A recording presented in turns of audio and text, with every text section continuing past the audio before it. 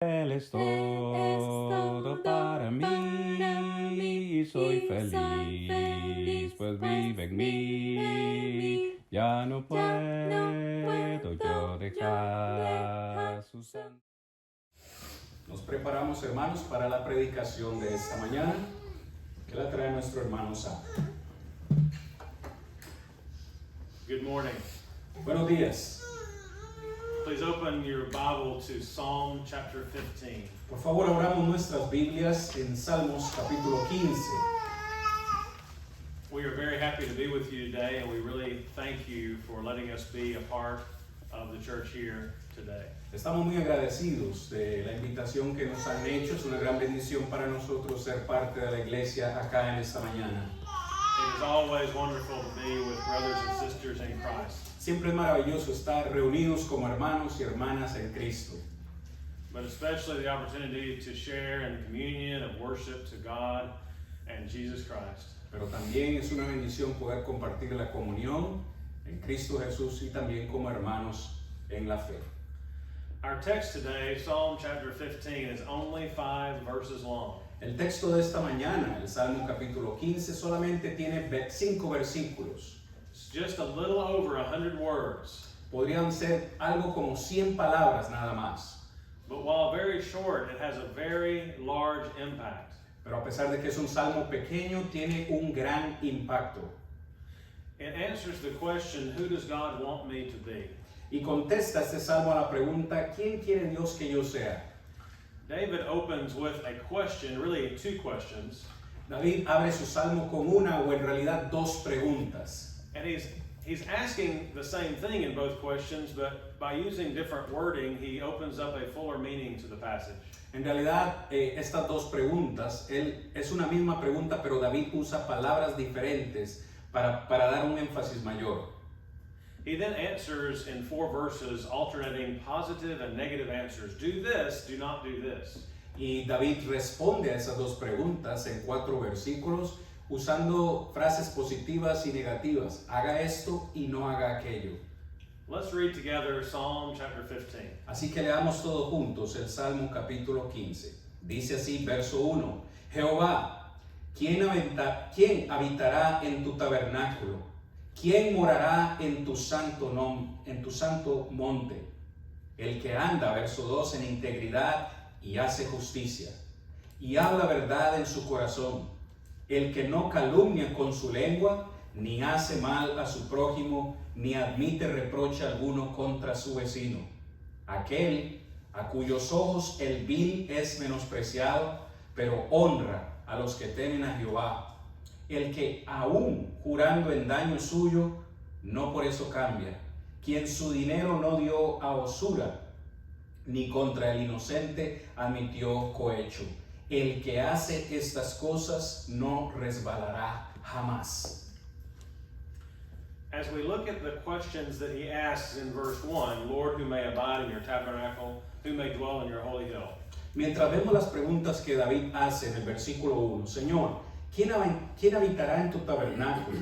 ¿Quién morará en tu santo nombre? En tu santo monte, perdón. We first talk about what the setting is and what the background is to understand this better. En primer lugar, veamos los antecedentes, el por qué David escribió este salmo. David had brought the Ark of the Covenant back to Jerusalem, also known as the city of David, in 2 Chronicles 1, verse 4. Debemos recordar que David había traído el arca del pacto hacia Jerusalén, conocida también como la ciudad de David. Also, Jerusalem was referred to as Mount Zion in numerous psalms and as the holy hill of Zion in Psalm chapter 2. También necesitamos recordar que Jerusalén en varias ocasiones es referida como el monte de Sión, en numerosos o en varios salmos, y como el santo monte en el Salmo capítulo 2. So when David speaks of God's holy hill and of God's tabernacle, he's talking about where the ark was housed. Así que cuando David se refiere o escribe al santo monte o al tabernáculo, se está refiriendo al lugar donde estaba el arca del pacto. And the ark was where God's mercy seat was, where God said in Exodus 30, verse 6, I will meet with you.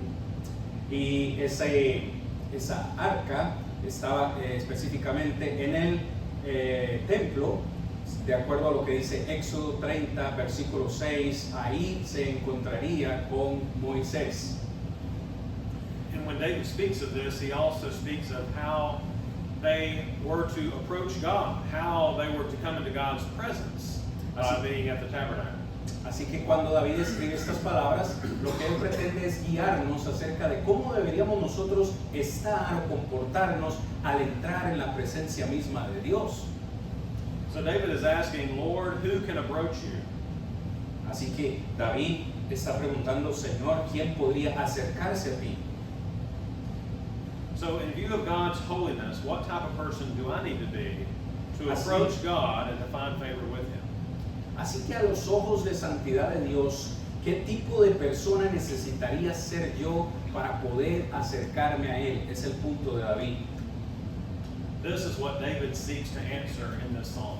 Y esta prácticamente va a ser la respuesta que David nos va a dar en este salmo.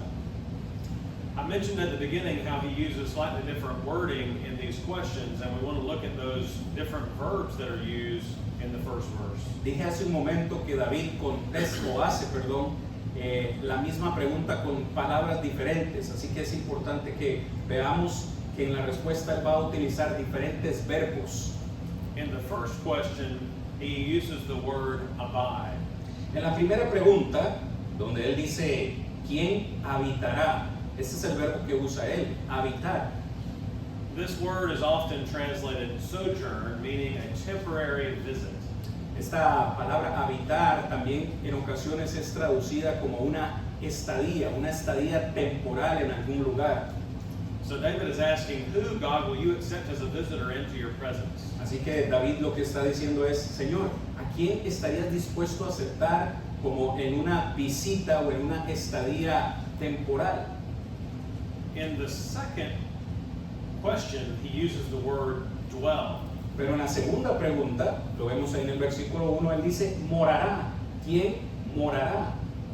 This word means to have a more established stay or to settle down to a place. It involves restfulness. Esta palabra morar trae más la idea de establecerse ya en un lugar para vivir. No solamente estar de paso, sino establecerse en un lugar. So David is asking, who, God, will you allow a place of solitude and rest in your house? Así que David de otra forma está preguntando, Señor, ¿a quién le permitirás tú establecerse en tu santa presencia, en tu santo lugar? So again, we ask ourselves, what type of person does God want us to be to approach Him and to be part of His house? Así que la pregunta para nosotros en esta mañana debería ser, ¿qué tipo de persona debería ser yo para poder estar en la presencia misma de Dios?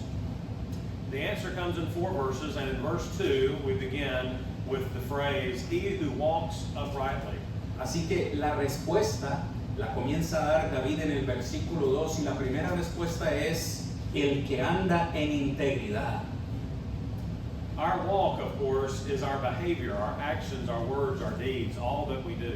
Cuando David dice el que anda, esa palabra anda se refiere a nuestra forma de vivir, a nuestro comportamiento diario.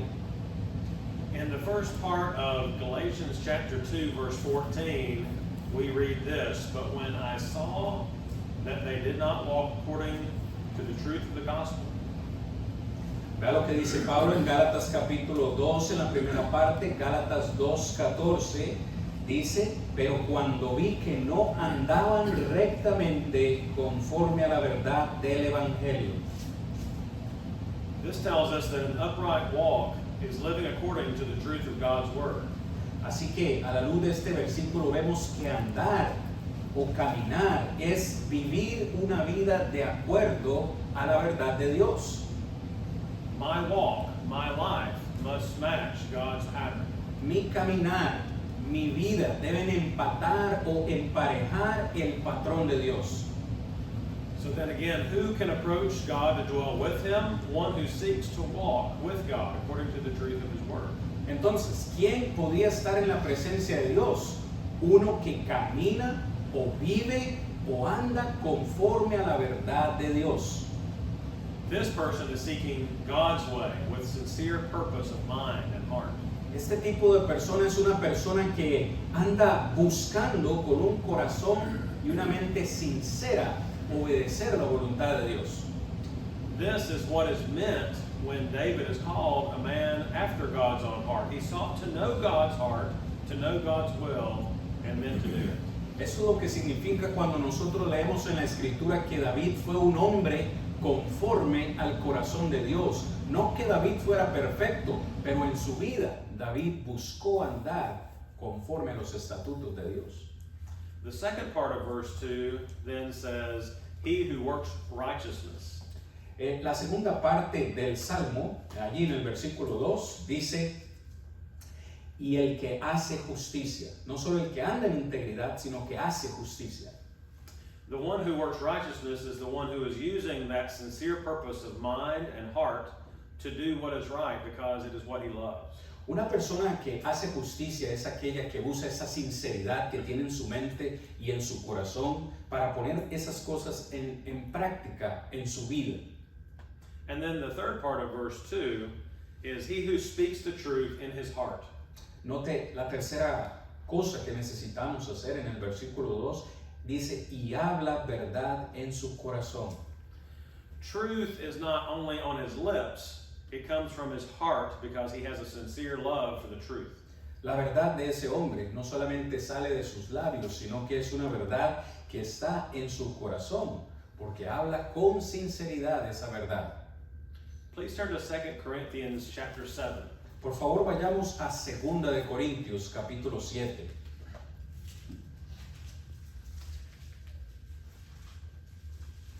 Segunda de Corintios 7, verso 1. The outward appearance can be a deception. We do not know what is truly in another person's heart.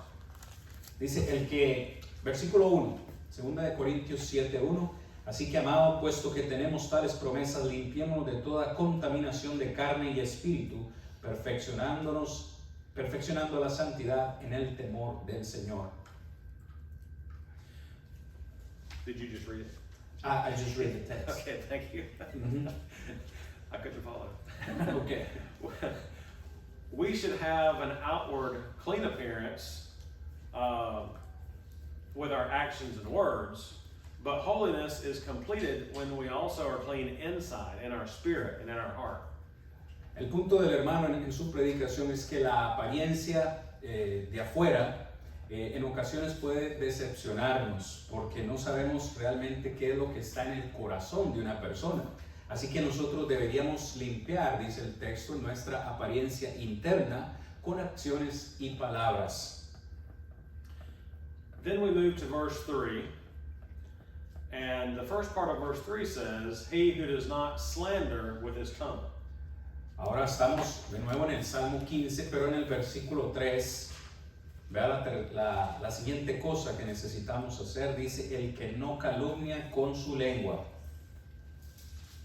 He does not speak with the intent to cause trouble. He's not a talebearer or a troublemaker.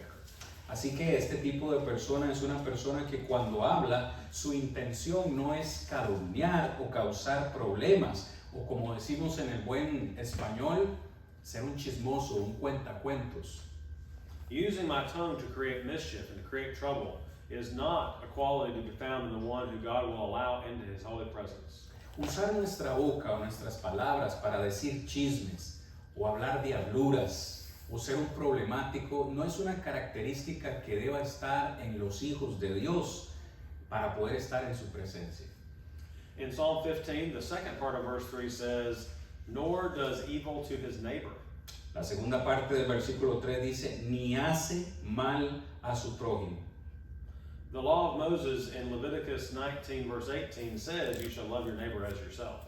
La ley de Moisés en Levítico 19:18 decía, ama a tu prójimo como a ti mismo.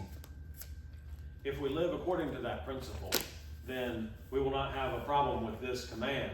We will not want to harm others. Hermanos, si nosotros viviéramos de acuerdo a ese principio, viviendo cada día, amando a nuestro prójimo como a nosotros mismos, nunca vamos a tener problemas con este mandamiento. And then the third part of verse 3 says, nor does he take up a reproach against his friend. La tercera parte del verso 3 dice, ni admite reproche alguno contra su vecino. This would mean spreading gossip and scandal started by others. Esto es clave, hermano, porque aquí David se refiere a esparcir un chisme. Un hijo de Dios se supone que no debería hacer eso. So to summarize verse 3, the soul who is fit to approach God does not create trouble with his speech, and he does not act with evil intent against his fellow man. Hermanos, tal vez para resumir el versículo 3, lo que David está diciendo es que alguien que puede encajar o que puede estar bien para acercarse a Dios es uno que no habla ni hace maldad con su lengua y uno que actúa de acuerdo a la voluntad de Dios sin pretender ofender a su prójimo. Then Psalm 15 verse 4 begins, in whose eyes a vile person is despised. Versículo 4 dice David, aquel a cuyos ojos el vil es menospreciado. The original Hebrew words here are interesting. The word for vile person means someone who is rejected or a castaway. El hebreo, original de esta palabra, alguien que es menospreciado, alguien que es vil, en el versículo 4 se refiere a alguien que ha sido rechazado o expulsado. And the word for despise here means to look down upon or lack respect for, to hold in contempt. Y la palabra menospreciado en el versículo 4 se refiere a alguien que se le mira sin respeto, a alguien que se le minimiza y se le tiene incluso desprecio. So the person who will be allowed into God's holy presence will see evil people for who they really are and treat them accordingly. Ahora prestemos atención a esto. Alguien que está capacitado para estar en la presencia de Dios es alguien que rechaza o desprecia al malvado y lo ve como tal y lo trata como tal. We can see an example of this in Titus chapter 1, verses 15 and 16. Let's turn there and read together. Por favor, leamos un ejemplo en el Nuevo Testamento de esto mismo en Tito capítulo 1, versículos 15 y 16. Tito capítulo 1, versículos 15 y 16. Todas las cosas son puras para los puros, mas para los corrompidos e incrédulos nada les es puro, pues hasta su mente y su conciencia están corrompidas. Profesan conocer a Dios, pero con los hechos lo niegan, siendo abominables y rebeldes, reprobados en cuanto a toda buena obra. This does not mean that we will speak evil of them or treat them badly or unkindly. Esto no significa que nosotros vamos a hablar mal de estas personas, ni que los vamos a tratar mal. But we understand that they are not worthy of the highest respect because they are disobedient. Pero entendemos que alguien que es malvado realmente no merece nuestro respeto porque ellos son desobedientes a la palabra de Dios. The next part of Psalm chapter 15, verse 4 goes with this very well. La siguiente parte del versículo 4, Salmos 15:4, dice así: el que aún jurando en daño suyo, no por eso cambia. He honors those who fear the Lord. This is the opposite of the previous phrase.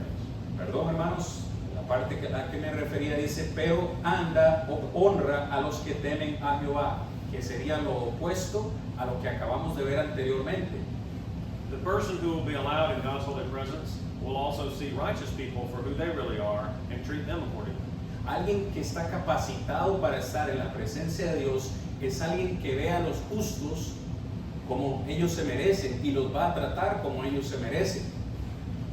To give honor to means to show favor. Darle honor o honra es darle un favor o mostrarle favor a estas personas. Please look at Proverbs 31, verse 30. Let's read that together. Proverbs 31:30. Veamos con atención el proverbio 31:30. Leámoslo todos juntos. Proverbio 31:30. 30. Dice así la palabra del Señor: engañosa es la gracia y vana la hermosura, pero la mujer que teme a Jehová, esa será alabada. Okay. Those who fear the Lord are the most deserving of honor, not because they seek honor, but because they obey God. Aquellos que temen al Señor son los que más honra merecen, no porque ellos estén buscando honra, sino porque ellos obedecen a Dios. And then we come back to Psalm 15:4. The third portion of that verse says, "He who swears to his own hurt and does not change." Ahora, en la última parte del versículo 4 dice David: el que aún jurando en daño suyo, no por eso cambia. To swear is the same as to give an oath or a promise. Jurar es lo mismo que hacer un voto o una promesa. Today I might say that I give my word to someone. Por ejemplo, hoy decimos: yo le doy mi palabra a alguien. When a man gives his word, he does not look for a way out, even if it is inconvenient, even if it harms him. Lo que David quiere decir aquí es que cuando un hombre da su palabra, o hace un juramento, o hace una promesa, no va a buscar cómo escaparse o salirse de esa promesa que ya hizo. Let's read together Numbers chapter 30, verse 2. Vea lo que dice la palabra de Dios en Números, en el Antiguo Testamento, Números 32. Números 30, versículo 2. I'm going to read.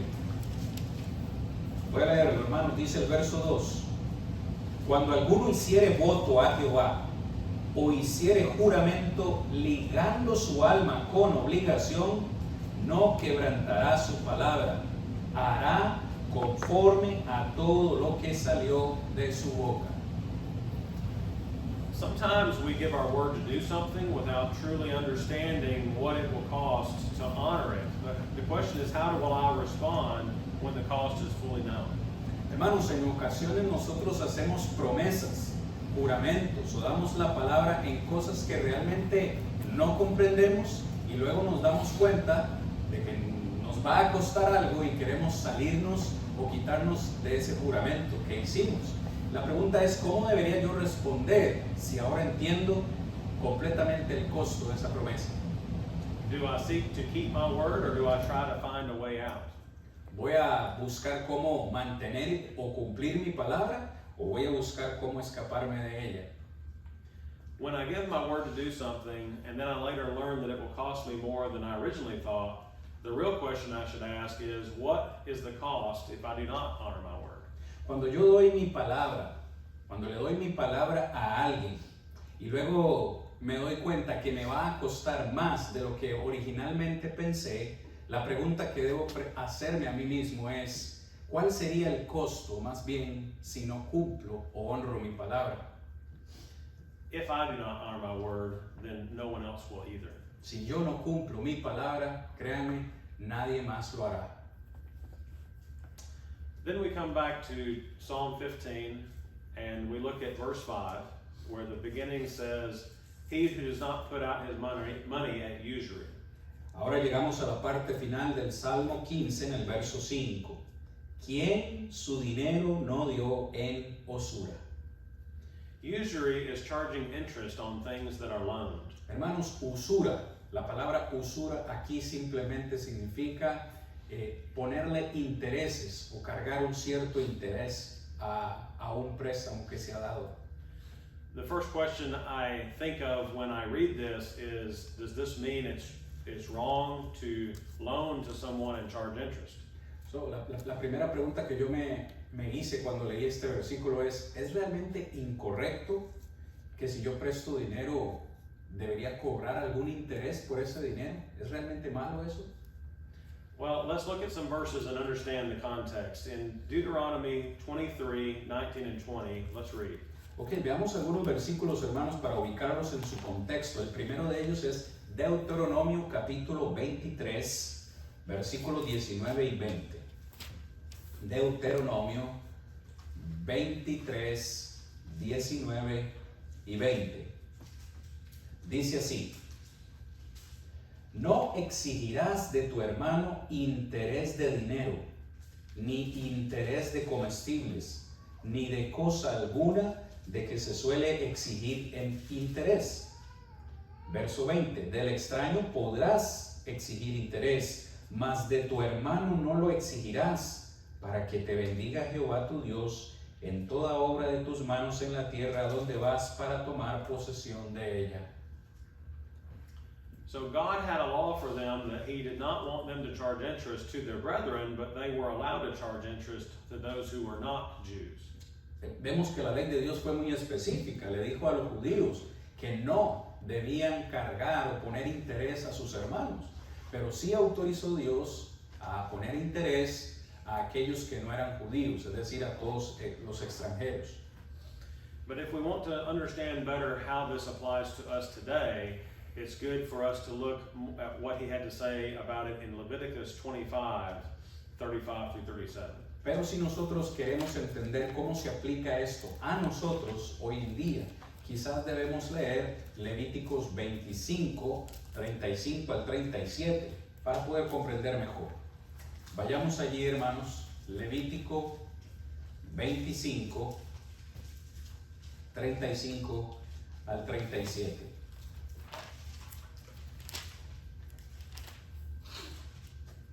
Dice así la palabra del Señor.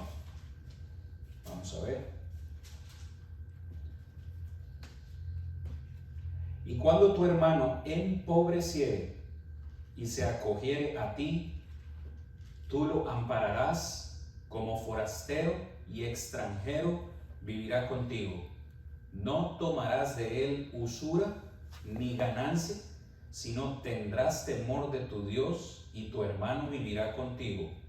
No le darás tu dinero a usura, ni tus víveres a ganancia. In these verses and in Psalm 15, we find this principle. Do not use your brothers, do not take advantage of your brothers to gain wealth. So, el principio de Salmo 15, versículo 5 es muy sencillo. No se aproveche de su hermano o de su hermana para querer enriquecerse, haciendo un daño sobre ellos. And we do not have time today to look at the verses and the examples in the New Testament, but there are many examples of brethren who were taking advantage of others who were poor and in need, and this is not what God wants people to do. Nosotros no tenemos tiempo esta mañana para considerar algunos versículos del Nuevo Testamento donde podemos ver que algunos tomaron usura o se aprovecharon de sus hermanos, pero el Señor claramente lo condenaba. And then we come back to Psalm 15, verse 5, and we see the second portion of the verse says, nor does he take a bribe against the innocent. Y llegamos a la parte final del versículo 5, donde David dice, ni contra el inocente admitió cohecho. Notice this also has to do with money and how we go about seeking it. Notemos por favor que esto también está relacionado con el dinero y la forma en la que nosotros lo buscamos. An example of this would be taking money as a bribe to condemn an innocent person on trial.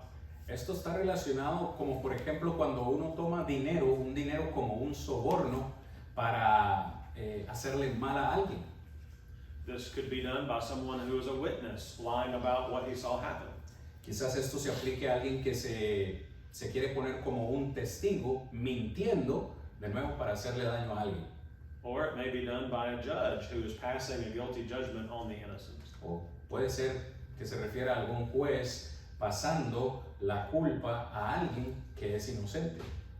In either case, it is clearly condemned by God, as we see in Proverbs chapter 17, verse 15. Let us read. En cualquiera de los dos casos vemos que es condenado por Dios. Podemos verlo en Proverbios 17:15.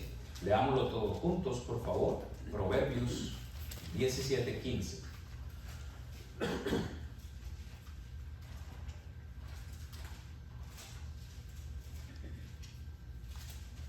Dice así, mis hermanos, la palabra del Señor.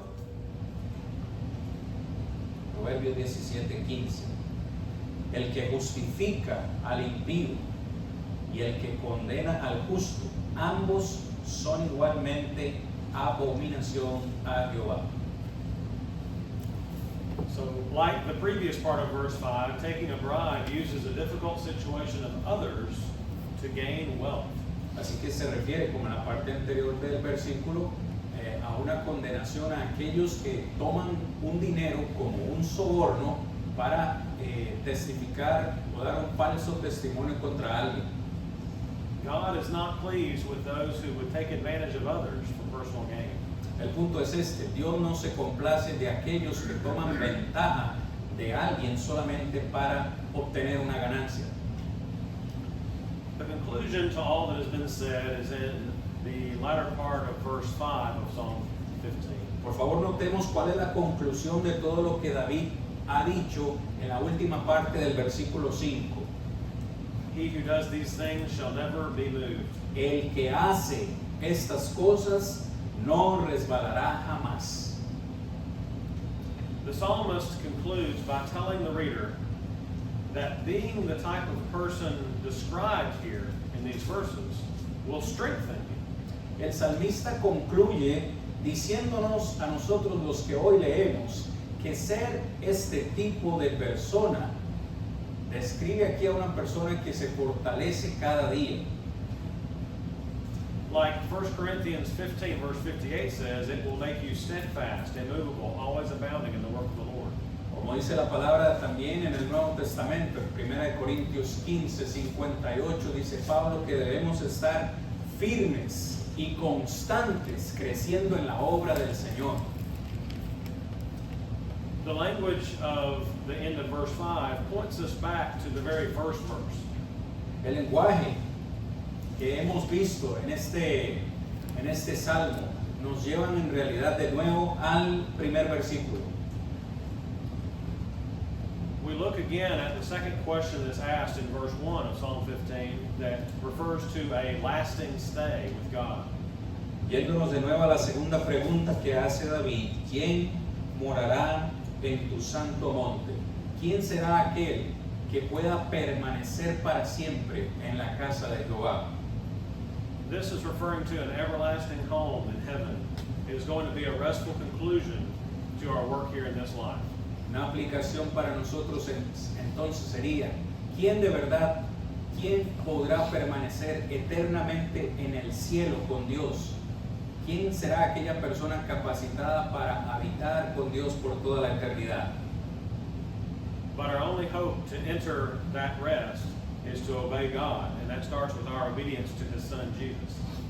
Vamos a tener que contar con la esperanza para poder entrar en ese descanso eterno, pero también entendiendo que debemos obedecer a nuestro Dios. Es decir, este proceso empieza con la obediencia a su Hijo Jesucristo.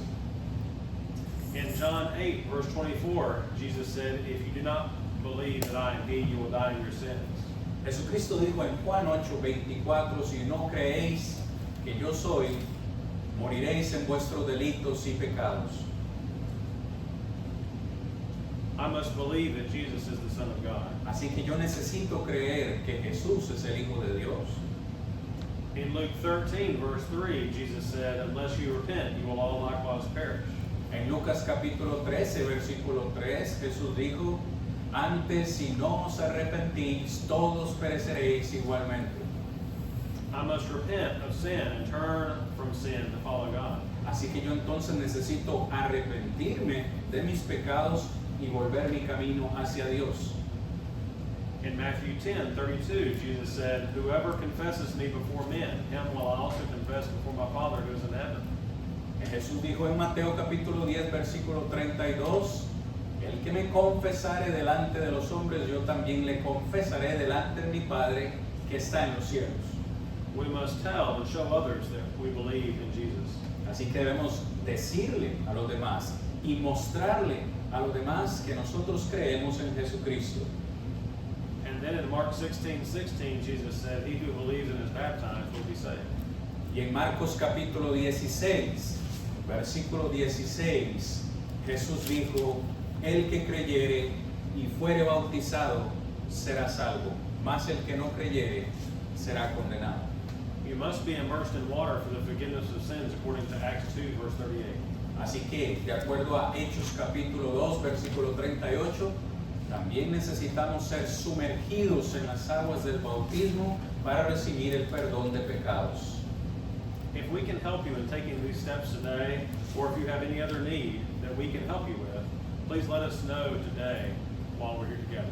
Si en esta mañana usted necesita tomar alguno de estos pasos, si usted necesita obedecer el Evangelio o tiene alguna otra necesidad en la cual podamos ayudarle, por favor, háganoslo saber mientras nos ponemos de pie y cantamos juntos un canto. Es todo para mí, soy feliz, pues vive en mí. Ya no puedo yo dejar su santo.